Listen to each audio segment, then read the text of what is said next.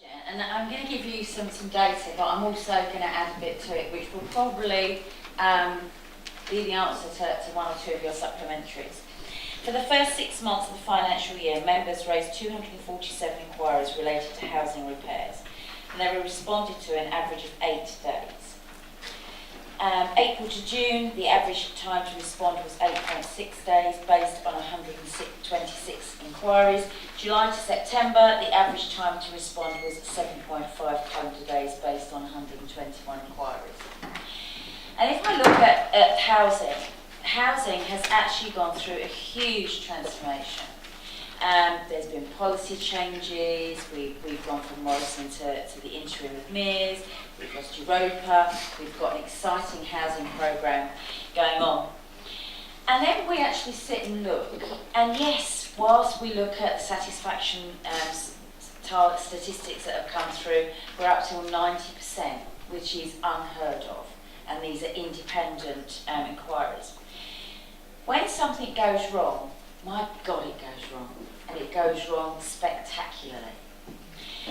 And what we don't tend to do, and what we haven't done, is probably invested enough time and training within our staff, within our housing officers, to actually get down and dirty, to root cause what's gone wrong, to actually tackle it and to go back to the resident and actually, and I hate the word empower, but liberate some of our housing officers to make some decisions there and then, and stop backballing emails and things about it, just to get down and get it sorted and actually go back to the resident. So something Barbara and I are working on is actually looking at what do we need to do, give clear expectations to our housing officers on what we need to do, because actually when a complaint comes to us, it's gone wrong. We don't tend to get people come and go, oh, great bathroom, great kitchen, thank you. We get it when something has gone really, really wrong. So we need to understand what is it we need to do. We need to look at the complaints we're getting in. We need to Pareto them, tackle the top 3. Because actually what I don't want is to keep getting repeats. Because every time you get a repeat, you really haven't sorted out what's caused it to go wrong in the first place. So whilst we've come on a huge journey, we're now in a position that we have got possibly the luxury now to go through and to really work alongside our housing officers to actually get them so that they understand what is expected.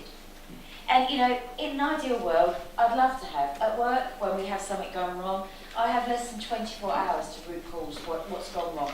Carry out the investigation necessary. People have to come in from home to actually fulfil it. I don't think we're ever going to get to that.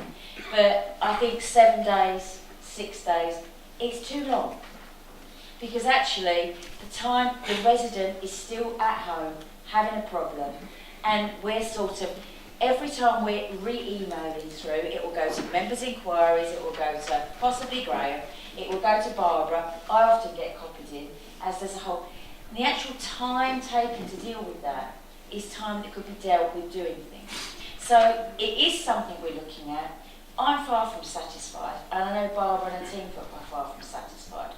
We are on a road of continuous improvement, and believe you me, I get beaten up by my own group over this as well. So it is something we're working on. It is something I take seriously, and you know, it's not going to happen and change overnight as much as I'd like it to. What we've got to do is get the fundamentals and the foundations strong. So our officers understand what the expectations are. We understand what we can do. And we understand what we can do to actually alleviate our residents of when it does go spectacularly wrong and learn from it. So there is... As I'm sure you're aware, the 7 or 8 day figure is the time from when a member raises an inquiry to the point where you get a response. Yeah. A response to the member is not the same thing as the work being done. And I've had members' service do some work on my casework. I've been fortunate enough to have quite a number of the ones that go spectacularly wrong, as you described. And from beginning to end, from when I first hear about it, which already usually means the resident's got a problem, to the point where finally the job is done, dusted and confirmed as finished, has been taking over 4 months for the cases that I've been going through. And if the average is over 4 months, just imagine how long the longest ones Yeah. are taking to be resolved. Thankfully, we do plenty of housing repairs where things run right and smoothly. When people contact their councillor, it's normally because something has already gone wrong in the service or with the process. And as members, we want to be able to look at that and know that if we look into it and discover that yes, there is actually a legitimate case to answer here, we can then put it forward to the relevant department and know it will be resolved. I cannot keep working on an environment where I'm telling my residents, yes, you have a genuine complaint, something seems to have gone wrong here, and on average 4 months later, still we are no further forwards.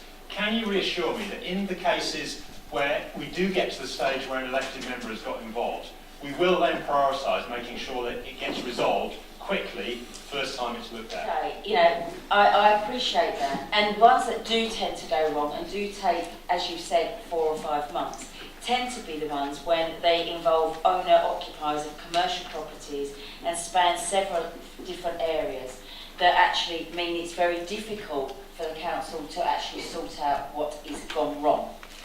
So, but yeah, as I say, I absolutely agree. We've got to get this. You know, we've tackled lots of things in housing. This is very high on the agenda, and you know, it's something we've got to get right. We've got to get it right first. The cases I'm talking about are almost all people living in council properties. They're not complex commercial issues, as you're describing. This is ordinary people asking for fairly straightforward repairs to their council properties. I'm really pleased that in my office I've got a thank you card, which I received just this week from somebody who's finally had a back door replaced after months and many dozens of man hours from myself, from council officers and from members' service. Can you reassure me that I'm going to be getting some more of those thank you cards in the future? Depends how good a job you do.